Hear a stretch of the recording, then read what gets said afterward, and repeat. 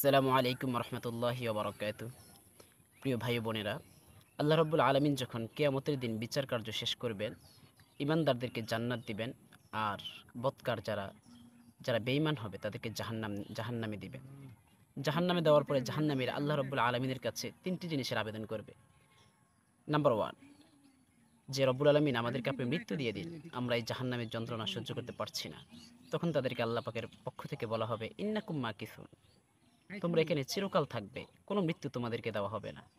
পৃথিবী থেকে যেভাবে মৃত্যুর মাধ্যমে এসেছো সেটাই ছিল মৃত্যু।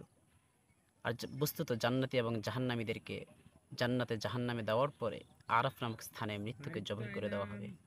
নাম্বার টু, তারা আল্লাহ রব্বুল আলমিনের কাছে আবেদন করবে যে আমাদেরকে কিছু সময় বিশ্রামের জন্য দিন, সপ্তাহে একদিন, মাসে একদিন, অথবা বছরে একদিন হলো।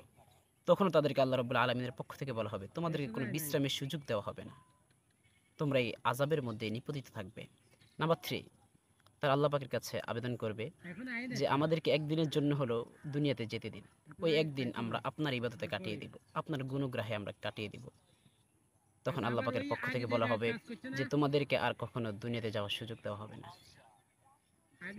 তো প্রিয় ভাইয়েরা, আমরা প্রত্যেকে চেষ্টা করব যে দুনিয়া থেকে থাকা অবস্থায় আমরা ইবাদত করে আখিরাতের সামান জোগাড় করব এবং জান্নাতি হয়ে পৃথিবীর বুক থেকে বিদায় নেব। আল্লাহ রাব্বুল আলামিন আমাদের সবাইকে তৌফিক দান করুন।